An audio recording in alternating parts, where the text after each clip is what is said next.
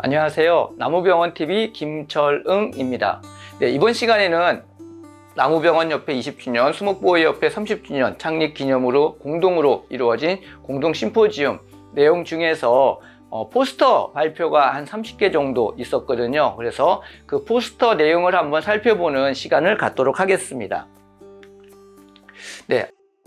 지난 시간에 이제 보여드렸던 창립기념 심포지움 일정표 이렇게 진행되고 있고요. 그 다음에 이러한 식으로 이제 각 부스별로 한 30개 정도의 포스터가 전시가 되었습니다. 그래서 밑에 이제 가장 관심이 가는 그러한 포스터 아래다가 이제 오신 분들이 전부 다 스티커를 붙여주셔서 가장 많이 받은 그러한 포스터가 상금까지 받은 그러한 경우입니다. 자, 먼저 보시면은요, 호리 비단벌레류에 의한 피해 느티나무 가해 사례인데요. 한림나무병원의 박형철 님이 이렇게 준비해 주셨습니다. 우리가 느티나무 쪽에서 천공성 해충 그러면은 주로 앞털뭉뚝 나무좀을 떠올리시죠. 근데 그 앞털뭉뚝 나무좀 외에 이렇게 침입을 해서 느티나무를 죽이는 그러한 사례를 확인하고서 이렇게 발표해 주셨습니다. 그래서 대개 보면 이제 울산이나 아니면은 종로까지 이렇게 발견된 것으로 봐서는 아마 우리나라 전국적으로 퍼져 있는 그러한 해충이 아닐까 생각이 들고요. 형태는 이러한 모양입니다. 비단벌레니까는요. 근데 생각보다 크기는 좀 작은 형태일 것 같습니다. 네, 분포 지역은 이렇게 있고요. 그 다음에 이 느티나무를 가해하는 호리 비단벌레 같은 경우에는 이렇게 구멍을 뚫고 들어가고 여기에서 산란을 한 흔적이 밀랍 형태로 이렇게 존재하는 것 같습니다. 네, 그래서 바깥쪽에 뭔가 약간의 밀랍 같은 것들이 붙어 있는 것들이 아마 이 호리 비단벌레류의 특징 아닐까 그렇게 생각을 합니다. 그래서 이러한 것들을 특징적인 것이라고 생각을 해서 이렇게 보여주시고 계십니다. 네, 산림과학원에서 조사한 이러한 개통도라든지 이런 것들이 있고요. 네, 그래서 우리나라에서 느티나무의 앞털뭉뚝 나무좀만이 아니라 호리 비단벌레류도 이렇게 침입을 해서 나무를 죽이고 있다라는 그러한 사례를 발표해 주셨습니다. 다음에는 향나무 복도 피해 개선 후 모니터링 사례입니다. 세종나무병원의 최상기 님이 준비를 해 주셨는데요. 여기는 이제 복도 피해가 있고요. 그 복도 피해가 있는 나무들은 우리가 이제 개선을 해주기 위해서 복도 제거 사업을 하게 되거든요. 근데 그 복도를 제거하는 과정에서 부정근들을 우리가 많이 건드리게 됩니다. 그래서 이 부정근을 어떻게 처리해야 될까를 고민을 할 때 여기 계신 이제 최상기 님은 전부 다 제거를 했다 이겁니다. 그래서 여기에서 처음에 조사를 할 때는 이제 토층 이제 조사를 해서 복도가 되어 있는 것을 확인했고요. 그 다음에 복도 제거를 해서 주변에 나온 이런 부정근들을 전부 다 잘랐다라고 말씀을 합니다. 그래서 이렇게 부정근을 다 자른 상태로 약 몇 년 정도 흐른 그러한 모습들을 보여주고 있는데요. 2018년 처음에는 이러한 모양으로 있다가 2023년도 약 5년 정도 지났죠. 네, 그 줄기 쪽에서 이렇게 복도가 되었던 그러한 모습들이 어느 정도 좀 사라지고 있는 상태인데 외형을 보면은 크게 변화가 없는, 어떻게 보면 조금 더 좋아졌다라는 그러한 의미로서 보여주고 있는 것 같습니다. 그래서 사례를 2개를 보여주고 있거든요. 그래서 여기 마찬가지로 수원시에 있는 이제 보호수 같은 경우에도 복도 제거를 할 때 그 안에 들어가 있던 세근들, 이 뿌리들을 다 잘라주고 토양기량이라든지 이러한 것들을 했을 때 다음과 같이 증상이 나빠지지는 않더라 하는 것들을 써주고 계십니다. 그래서 맞는 말로는 우리가 일반적으로 그 복도 제거를 할 때 끊는 이러한 부정근들은 어느 정도 제거를 해도 나무의 생육에는 큰 지장이 없지 않을까 하는 것들을 써주셨습니다. 물론 향나무에 대한 케이스로 우리가 볼 수가 있는데 수종마다 조금씩 다를 수 있긴 하지만 향나무에서는 이렇게 부정근을 다 잘라도 어느 정도 이 나무가 생장하는데 큰 무리가 없었다라고 하고 있습니다. 네. 그래서 수목에 미치는 영향이 매우 낮을 것으로 사료된다라는 내용으로 만들어 주셨고요. 그 다음에 같은 병징 다른 피해, 이거는 청솔나무병원의 정형택 님이 준비해 주신 겁니다. 소나무인데요. 이제 양쪽에 똑같은 모양으로 식재되어 있는 소나무가 이상한 증상들을 나타냈다는 거죠. 그런데 증상들은 조금 비슷한 것 같은데 원인은 찾아보니까 조금씩 틀리게 나타나더라 이겁니다. 그래서 첫 번째 좌측에 있는 이 소나무 같은 경우에는요, 소나무 피모가지 마름병에 의해서 이러한 증상들이 좀 나타난 반면에 오른쪽에 있는 이러한 소나무에서는 염해 피해가 있었다라는 거죠. 근데 조금 이제 이 염해 피해라고 이제 추정을 했던 거는 지난 겨울에 이제 직접 제설제를 살포했다라는 그러한 이제 이야기를 듣고 아마 생각을 하신 것 같습니다. 어찌됐든 간에 여기에서는 이러한 피모가지 마름병과 관련된 그러한 증상들이 없으면서 이렇게 증상이 나타나는 것으로 추정했을 때, 그리고 판문 조사를 한 결과로 따져보았을 때 아마 염해 피해일 거라고 이제 판단을 하신 것 같습니다. 그래서 물론 이제 완전히 똑같은 그러한 피해 증상은 아니지만 약간씩 비슷한 피해 증상이 나타나긴 하지만 원인은 이렇게 조사를 해보면은 각각 틀리게 나타날 수 있다 하는 것을 써주신 것 같습니다. 그래서 피모가지 마름병에 의한 입하고 그 다음에 염해 피해에 의한 입하고 이렇게 약간씩의 차별성이 있다라는 거, 물론 여기에서는 피모가지 마름병 전부 다 검경을 하셨던 그런 모습들을 적어주고 계십니다. 그 다음에 이거는 이제 녹어수 지지대하고 관련된 건데요. 한강나무병원의 정광열 님이 준비를 해주셨습니다. 이거는 이제 조금 이제 시기가 된 거긴 한데 굉장히 의미가 있는 게, 우리가 일반적으로 지지대 그러면은 얼마 크지 않은 그러한 것들을 이제 생각하게 되는데요. 이 나무들은 천연기념물입니다. 그래서 수고가 뭐 18m, 20m 이상 가는 그러한 나무이고요.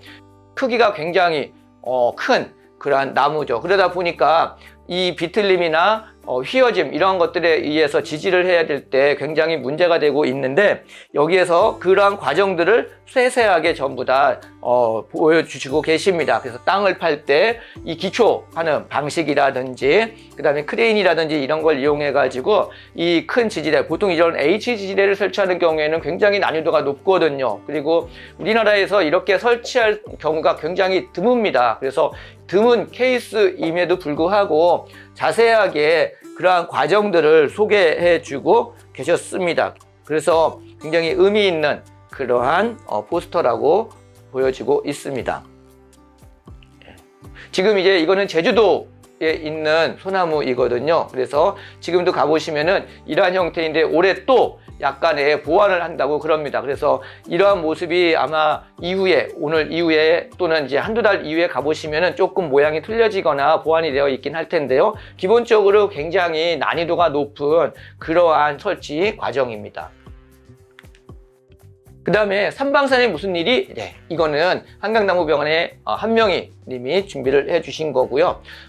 삼방산에 그 상록 화렵수들이 굉장히 많이 죽는, 꼭대기에 있는 이러한 나무들이 죽는 그러한 증상들이 발생했다고 그럽니다. 그래서 가서 일일이 다 이제 조사를 하셨다고 그러죠. 부실자밤나무라든지 이러한 것들인데 가보니까는 이렇게 구멍 같은 것들이 또는 톱밥 같은 것들이 많이 배출이 되었고, 줄기 안에서는 이렇게 갱도가 전부 다 보여지고 있는 거죠. 그래서 그러한 것들을 전부 다 채집을 해가지고 확인을 해봤더니 페일나무종이라는 그러한 종이라는 거죠. 그래서 이러한 종을 이제 확정을 지으시는 그러한 과정, 그 다음에 이러한 피해 증상, 이러한 것들과 관련되어서 써주신 그러한 포스터가 되겠습니다. 그 다음에 비파계 진단기기 측정 결과 및 단면 부우 비교, 그래서 우리나무종합병원의 권영민, 김재원 님이 준비를 해주셨습니다. 이거는 이제 비파계 진단기기이니까 이제 피쿠스, 아까 말씀드렸던 피쿠스를 대상으로 준비를 하고 있는데요. 이렇게 실제 단면하고 또 하나 이제 의미가 있는 거는, 우리가 피쿠스라고 그러는 이거는 이제 SOT, 그러니까는 소리가 전달되는 걸 통해 가지고 보여주는 단면입니다. 그리고 ERT는 이거는 이제 전기 저항을 줘가지고 하는 건데요. 사실은 이 SOT하고 ERT를 같이 결합을 시켜가지고 내부 부우라든지 이러한 것들을 보는 그러한 장비가 되겠습니다. 그래서 피쿠스라는 SOT하고 ERT하고 구분을 해가지고 보여주시고요. 또 하나는 전기 기록 드릴이라는 거 있죠. 네, 파워 드릴이라는 그런 걸 가지고서 직접 네 방향에서 이렇게 뚫어 보았을 때 여기에서 나타내고 있는 여러 가지 기준치 같은 것들을 전부 다 실제 단면하고 비교를 해 본 것 같습니다. 그래서 대충 이러한 장비들을 썼을 때 어느 정도 정확도가 있다라는 것을 보여주고 있는 것 같습니다. 네, 그래서 종합 의견에서도 보면은요, 물론 이제 이게 측정 장비가 사람에 따라서 또는 나무의 형태나 여러 가지 변수가 있기 때문에 다소 오차가 있을 수는 있지만은 두 가지를 이렇게 상호 같이 조합을 해가지고 쓰면은 정확도가 상당히 높다, 뭐 이런 내용으로 되어 있습니다. 그래서 최근 장비를 이용한 그러한 포스터가 되겠습니다. 그 다음에 여주 보호수 위험성 진단 및 개선 사례, 그래서 우리나무종합병원의 김경인 님이 준비해 주셨습니다. 우리나무종합병원에서 굉장히 많이 이제 참여를 해 주신 것 같은데요. 네. 그러니까 이게 여주에 있는 보호수인데 이 보호수를 전부 다 피쿠스 같은 걸로 내부에 있는 부우 정도를 가지별로 여기 상당히 높은 부분까지 전부 다 조사를 했습니다. 그래서 이렇게 조사를 하고 그 다음에 여기서도 보시면은요, 수간 단층 촬영하고 저항 기록 드릴 결과를 같이 조합을 시켰습니다. 그래서 수간 단층 촬영은 퍼센트 예상 결합 면적 비율로 나타내고 있는 거고요. 구역 이제 가지별로 각각의 차이가 있는 거고요. 저항 기록 드릴 같은 경우에는 예상 결합 길이입니다. 그러니까는 드릴을 뚫고 들어가는 길이이기 때문에 그 길이가 전체 중에서 몇 퍼센트 이상이 있는가 하는 것입니다. 그래서 여기에 84 이거 정도면 거의 다 이제 비어 있다라고 또는 부우가 되어 있다라고 보여지는 그러한 상태인 거죠. 그래서 이 부우 정도에 따라서 각각의 등급을 매기고 있는 그러한 모습입니다. 그래서 이러한 것들을 예전에는 그냥 이 나무가 썩었습니다 또는 어떻습니다 라고서 단순하게 보여주던 것을 이렇게 장비를 이용해 가지고 조금 더 정확도가 있게 해주고 있는 그러한 과정들을 보여주고 있습니다.